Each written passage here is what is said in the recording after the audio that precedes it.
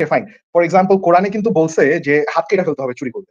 মানে চুরি করলে কেউ যদি চুরি করে এখানে হাত কেটে ফেলতে হবে। এখানে কিন্তু বলছে মেল অ্যান্ড ফিমেল এখানে কিন্তু মানে জুভেনাইলস বা লাইক এখানে কিন্তু বয়স রিলেটেড কোনো কিছু বলে নাই। সো স্ট্রেইট আপ মানে নো ম্যাটার কি হাত মানে চুরি করলে হাত কাটবা।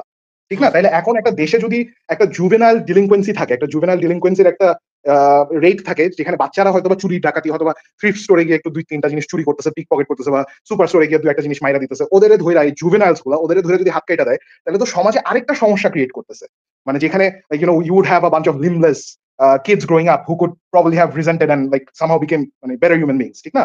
সো এইখানে তো সমাজে আরেকটা প্রবলেম ক্রিয়েট করতেছে। তো এইটা কি আপনার কাছে মনে হয় সমাজে রেলেভেন্ট? তখন সে বলল যে আন্ডার সাম স্পেশাল সামথিং আ খলিফ যে থাকবে সে ডিসাইড করতে পারবে যে এটা মানে কোন কোরআনিক ল কি সাসপেন্ড করা উচিত নাকি লাইক পৌরাণিক ল এন্ড কেউ ওমর সাসপেন্ড করতে পারে না। এটা মানে এটা মিথ্যা কথা বলছে। কোরআনের ল কে কেউ somehow সাসপেন্ড আরকি। করতে পারে না। হ্যাঁ, right. Then he was like Omar at some point during his caliphate had suspended the হাত কাটার যে ইয়াটা আছে সেটা সাসপেন্ড করছিল আরকি যখন তার ইয়া ছিল। Then I was like, okay, fine, great. না Omar suspended it. He's এটা a great, great person. হ্যাঁ, সাসপেন্ড করছিল কিছু স্পেশাল ঘটনার ক্ষেত্রে যে এইটুক চুরি করলে তখন মানে চুরির একটা মাত্রা নির্ধারণ করা হয়েছিল যে এইটুক হুম, হুম। চুরির বেশি করলে তখন সেটা হাত কাটা হবে। এর থেকে কম করলে হাত কাটা হবে না। এই জিনিসটার কিছু ক্ষেত্রে অপশন আছে কিন্তু কোরআনের ল কে কেউ মানে করে দিতে পারে না। বলতে পারে না যে এই আইনটা চলবে না। এটা কেউ বলতে পারে না। তাইলে সে সে তাকে তো অন্য মুসলিমরা এসে মেরে ফেলবে। True, true.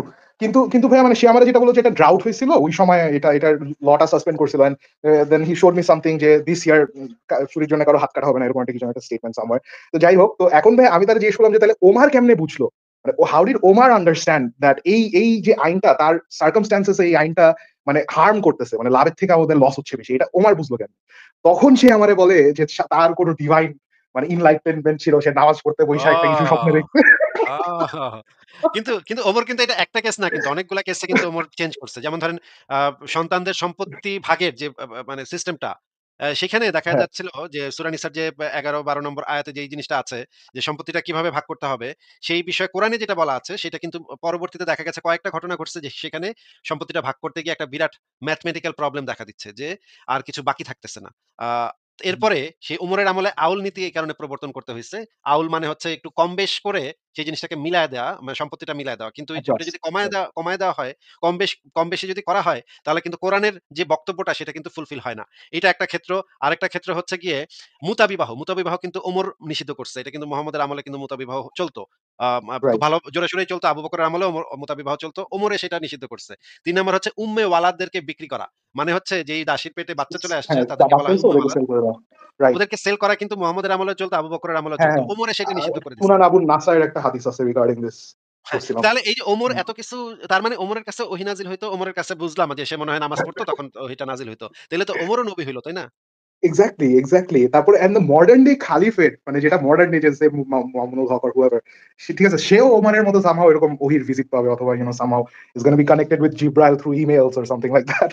মাঝে তো ভাই আমিও যখন একটু মনে করেন ভালো গাঞ্জা পাই তখন কিন্তু আমার উপরেও কিন্তু ওহী নাজিল হয়। এবং মানে আল্লাহ পাক কিন্তু আমাকে বলে যে মোহাম্মদ ছিল একটা বাটপার, মোহাম্মদ ছিল একটা ধর্ষক। ওরে আমি কিছু বলি নাই আসলে।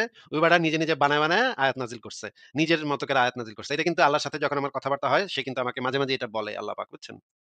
রাইট। আর ভাই মানে আগে যে সুলতান ভাই একটা জিনিস বলল, ওভারঅল এই জিনিসটা এত ফ্রাইটনিং মানে আ মানে ফেইথ জিনিসটা এত ডেঞ্জারাস হইতে পারে। যেমন আমি এই যে অলসো মামুনুল হকের একটা ইন্টারভিউ দেখলাম উইথ দিস আদার রিপোর্টার যে কি যেন মইউদ্দিন খালেদ অর সামথিং। সো হ্যাঁ, হ্যাঁ। ওইখানে ভাই দেখলাম মানে ওই মানে এখানে যে কথাগুলো বলতেছে মানে he has been very politically correct মানে অনেক সেফ জোনে থেকে কথাগুলো বলছে। বাট মানে যখন এক্সাম্পল গুলা চাইলো তখন সে এক্সাম্পল দিচ্ছে ভাই ২০০ বছর আগের, ১৫০ বছর আগের, ৮০০ বছর আগের। How is he suggesting that বাংলাদেশের পার্লামেন্টারি যে ল গুলা আছে ওগুলার থেকে একটা ৮০০ বছর আগের মানে ল ইজ বেটার অথবা একটা রাষ্ট্র পরিচালনা করার সময় মানুষ ইতিহাসে ৮০০ বছর আগে যেটা করছে সেটা হলো মানে it's better than what we are doing now. How is he even suggesting that ভাই? মানে হুম। কিন্তু আর কিন্তু মানে তার উপর আমিও এই জিনিসটা মানে মানুষজন শপথ করে ভাই। মানে people agree to this and they think that this is probably a solution. মানে এটা জাস্ট ফ্রাইটনিং। যে মানুষ মানে আমিও ওই লজিক্যাল মানুষজন।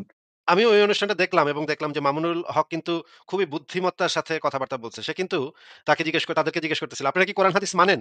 এখন মনে করেন একজন মুসলিম He সে did not কিন্তু answer that. বাংলাদেশে সে হ্যাঁ, যখন ঘোরাফেরা করে বা আসা যাওয়া করে সে কিন্তু চট করে বলতে পারবে না যে, "না আমি মানি না এগুলা। হ্যাঁ? এগুলা আমি এগুলা absolutely. পুরনো।" এটা কিন্তু হুম, কেউ হুম, বলতে পারবে না। বাংলাদেশের হুম, কেউ বলতে হুম, পারে না।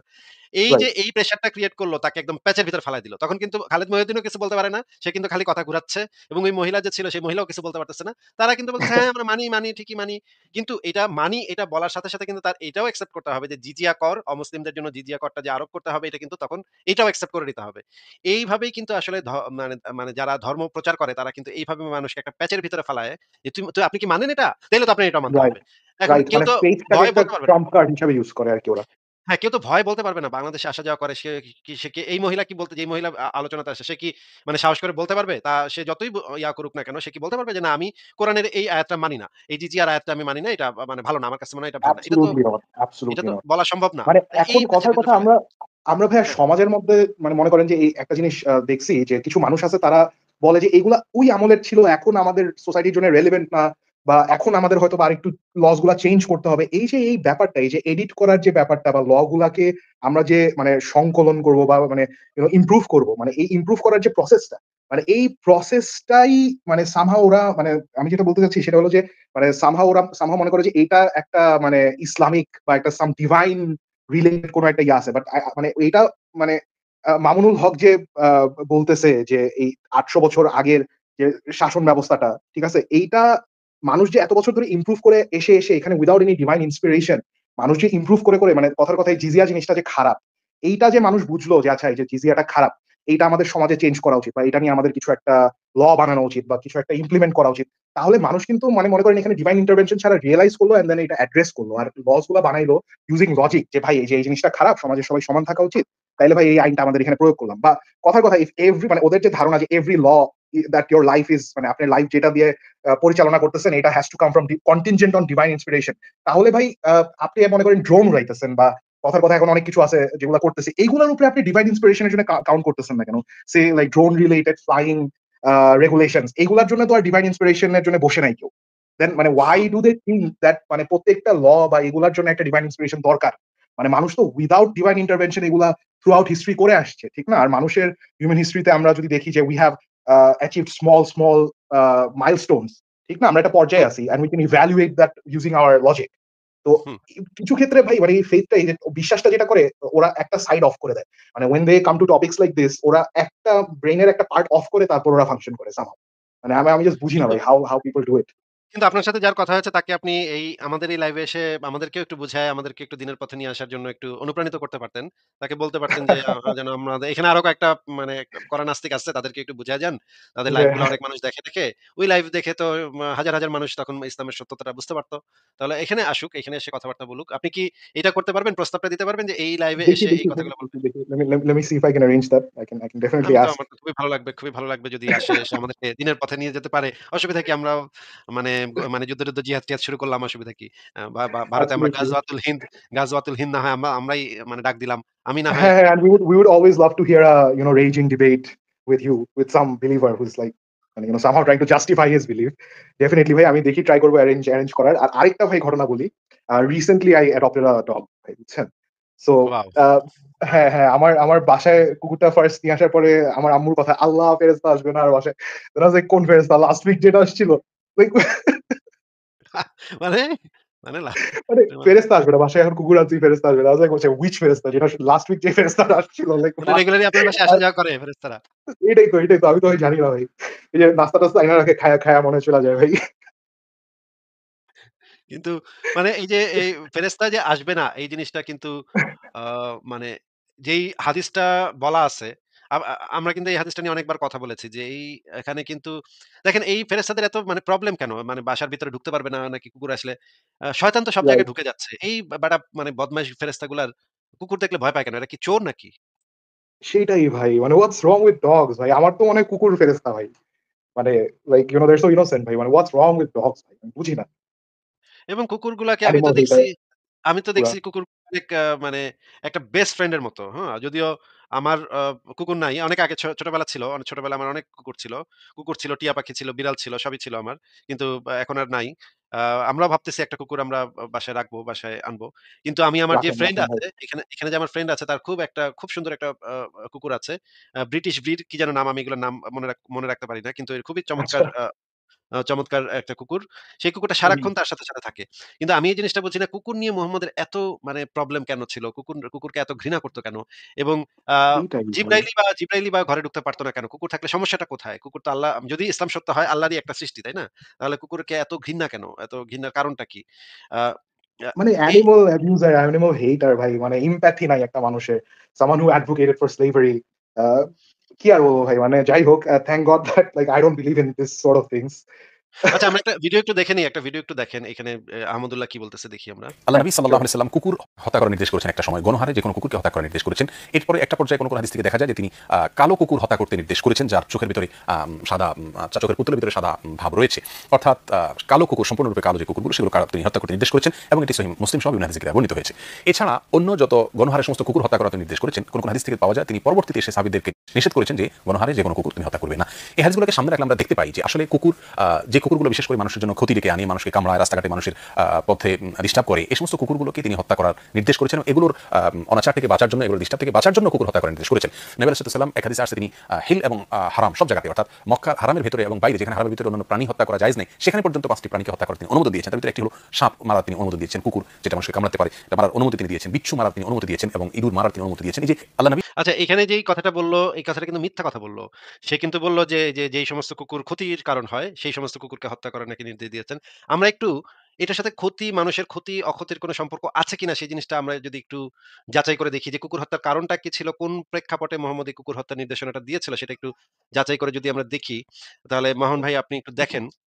এটা সিউর ভাই। হচ্ছে সহিহ মুসলিম ইসলামিক ফাউন্ডেশন। হাদিস নাম্বার হচ্ছে ৩৮৭৩। এখানে বলা হচ্ছে, রাসূলুল্লাহ সাল্লাল্লাহু আলাইহি সাল্লাম কুকুর হত্যা করার জন্য হুকুম দিতেন। অতঃপর আমি মদিনার অভ্যন্তরে ও তার চারপাশে কুকুর ধাওয়া করতাম। আর কোন কুকুরই আমরা না মেরে ছেড়ে দিতাম না। এমনকি বেদুইনদের দুগ্ধবতী উষ্ঠির সাথে যে কুকুর থাকতো তাও আমরা হত্যা করতাম। মানে গণহারে সমস্ত কুকুর হত্যা করতাম। এখন আমরা রাইট। একটু দেখি যে কুকুর হত্যার আসল মূল কারণটা কি ছিল? কারণটা আমরা এই হাদিস থেকে পাবো।